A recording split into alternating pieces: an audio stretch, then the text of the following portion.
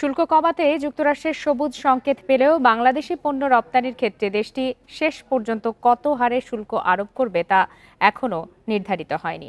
এ বিষয়ে আলোচনা করতে এই মুহূর্তে রাজধানীর উত্তরা থেকে আমাদের সঙ্গে যোগ দিয়েছেন বিজিএমইএ এর সিনিয়র সহসভাপতি ইনামুল হক খান। জনাব ইনামুল হক খান, আপনাকে স্বাগত জানাচ্ছি ইন্ডিপেন্ডেন্ট টেলিভিশনে। আপনার কাছে প্রথমে একটু জানতে চাই যে যুক্তরাষ্ট্রে তো শুল্ক কমানোর বিষয়ে আলোচনা চলছে, আজ শেষ দিনের বৈঠক। এর আগে প্রথম দিনের বৈঠক শেষে জানানো হয় যে যুক্তরাষ্ট্রের সবুজ সংকেত পাওয়া গেছে এবং বাংলাদেশ বেশ আশাবাদী। আপনার মতামত জানতে চাই এই বিষয়ে। আমরা ফ্রম বিজিএমই আমরা সবাই এই ব্যাপারে আমরা ফলো করছি এবং প্রথম দিকে যেমন একটা উৎকণ্ঠা ছিল, এখন আমাদের উৎকণ্ঠাটা অনেকটা কেটে গেছে। আমরা এখন মনে করি যে একটা খুব পজিটিভ রেজাল্ট নিয়ে আসবে এবারের আলোচনায়। এবং এবারে আলোচনায় দ্বিতীয় দফা আলোচনার পর গভর্নমেন্ট কিন্তু অনেক প্রিপারেশন নিয়েছিল, খুব ভালো একটা প্রিপারেশন নিয়েছে, আমাদের সাথে কথা বলেছে, স্টেক হোল্ডার সবার সাথে কথা বলেছে।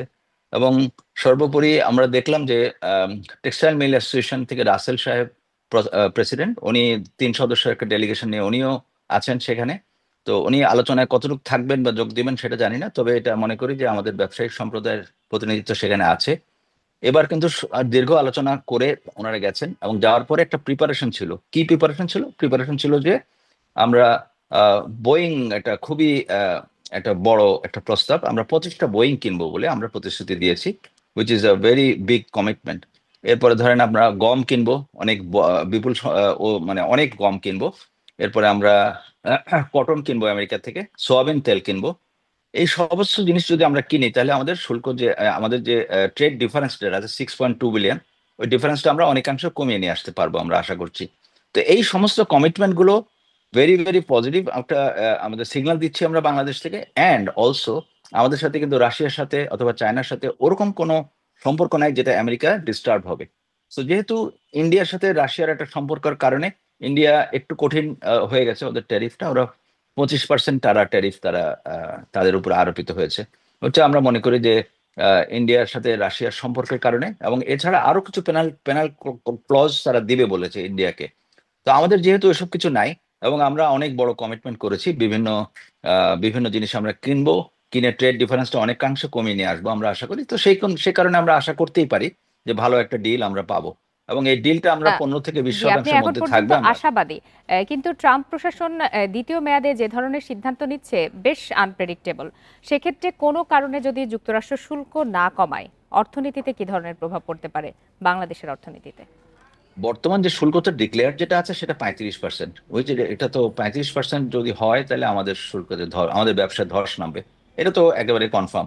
তবে ওটা যেহেতু ছিল টেম্পোরারি, এরপরে সব দেশে কিন্তু চেঞ্জ হয়েছে অলরেডি। সাউথ কোরিয়াতে মানে আমরা গতকালকে খবর পেলাম রাতে, সাউথ কোরিয়াতে ওরা 15% তারা ট্যারিফ আরোপিত হয়েছে, এবং সাউথ কোরিয়া কিন্তু বিপুল ইনভেস্টমেন্ট করবে আমেরিকাতে সেটা বলেছে। তো it is a good signal, south কোরিয়াকে এটা দেওয়া হলো। জাপান অলরেডি 15% হয়ে গেছে, ইন্দোনেশিয়া হ্যাজ 19%। সো এর মাঝে শুধু একমাত্র ইন্ডিয়া এই 20%-এর উপরে গেল। তো ইন্ডিয়া যেহেতু আমেরিকার সাথে সম্পর্ক কিছু টানাটাপড়েন চলছে, রাশিয়ার সাথে তাদের অত্যন্ত ভালো সম্পর্ক, যেটা আমেরিকা খুব ভালো চোখে দেখছে না। তো সেই কারণে ইন্ডিয়ার উপরে এই শুল্কটা 25। তো আমরা মনে করি আমাদের সাথে যে সম্পর্ক প্লাস আমাদের যে কমিটমেন্ট, আমরা অনেক জিনিসপত্র কিনবো আমেরিকা থেকে। আমাদের ছোট্ট একটা দেশ, আমাদের দেশে কিন্তু অত ক্যাপাসিটি নাই বাইং করার, তারপরেও কিন্তু আমাদের সর্বোচ্চ ক্ষমতা আমরা যতটুকু আছে আমরা আমেরিকা থেকে কেনার, আমরা তাই কিনবো, এবং আমরা এই কারণে আমরা আশাবাদী হতেই পারি। জি, জনাব এনামুল হক, আরেকটি বিষয় জানতে চাই যে পোশাক রপ্তানির উপর নির্ভরতা কমাতে আগামীতে বাংলাদেশের কি করা উচিত বলে আপনি মনে করেন, যাতে এই ধরনের ঝুঁকি থেকে বাংলাদেশের অর্থনীতিকে রক্ষা করা সম্ভব হয়? এটা অনেক বড় ব্যাপার, কারণ আমি মনে করি যে প্রেসিডেন্ট ট্রাম্প, ওনারকে খুশি করা it is very very difficult. উনি যে কখন উনি রাগ হয়ে যাবেন বা কখন কি হবেন সেটা আমরা কিন্তু কেউ জানি না। সেই কারণে আমাদের প্রিপারেশন থাকবে, আমাদের নর্মাল বিজনেসের জন্য যেটা ব্যবসা কম্পিটিটিভ, আমরা ভালো একটা প্রাইস দিব, আমরা ভালো একটা কোয়ালিটি দিব, আমরা অন টাইম শিপমেন্ট করব, আমাদের যা করণীয় আমরা এগুলো করব। আর গভর্নমেন্ট কি করবে? গভর্নমেন্ট বাণিজ্য ঘাটতি কমানোর জন্য গভর্নমেন্ট বেশ কিছু জিনিস কিনবে। আমরা গম কিনবো, বিভিন্ন জিনিস কিনবো, আমরা অলরেডি বলেছি। তো আমরা এই সবাই যদি এই বাজার কাজটা আমরা ধরার করতে পারি, পরিকল্পনাও নিশ্চয়ই রয়েছে এর মধ্যে। আর যদি ইন কেস যদি আমাদের ব্যবসা সত্যি যদি আমেরিকাতে আমরা চ্যালেঞ্জের সম্মুখীন হই, তখন আমরা বিকল্প বাজারে চলে যাব, এবং বিকল্প বাজারে আমাদের সিগন্যাল খুবই ভালো।